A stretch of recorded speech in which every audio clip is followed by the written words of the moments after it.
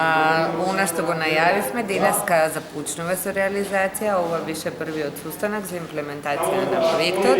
Општина Дилчево до сега многу ефикасно, брзо и работливо ги завршила своите обврски во подготвување на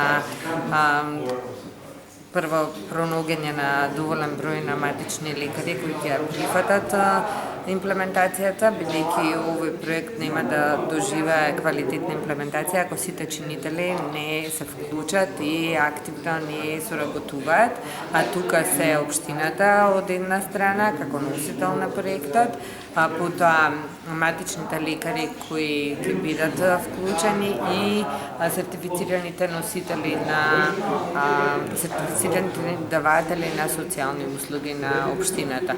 Ние како представници на организацијата која го донира проектот и која го институционално го имплементира на територијата на Република Македонија е мрежата на асоциации на локални самоуправи на Југоисточна Европа, НАЛАС, и ние ќе бидеме тука секако да ја помогнеме, да ја следиме и активно да бидеме вклучени во квалитетна реализација на овој проект и се надеваме дека тој ќе биде еден пилот проект кој понатаму ќе се промовира и ќе се проширува и низ други општини, бидејќи бенефитите ќе бидат прво за граѓаните, за возрастните луѓе, за луѓето кои се оддалечени од докторите, на кои секако им треба квалитетна заштита, како социјална, така и здравствена, на луѓето со попреченост, но со овој проект ќе се намали притисокот врз матичните лекари, кои за основни потреби на пациентите од голем број часови од своето работно време искористуваат и ќе може поквалитетно да се посветат на вистински болните пациенти.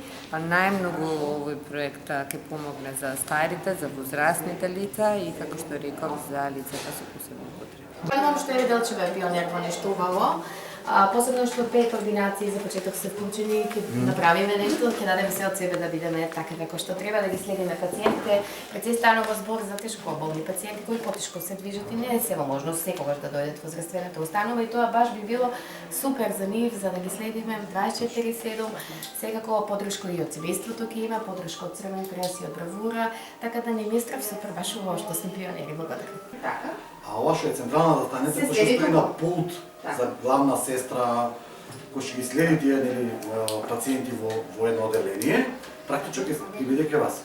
Меѓутоа, кога ќе се чарџа пациентот, така се односно кога ќе се пациентот подеси, кога ќе се внеси пациентот, таму се подесуваат параметри кои што се подесуваат согласно типот на пациентот. Говори лимит на мерење на секој параметар. Секој од овие, значи систоличен притисок. Значи вие ако знаете дека тој е 200 за тој пациент, така? И пример само кажам, 220 е горен прак, а 180 е долен прак.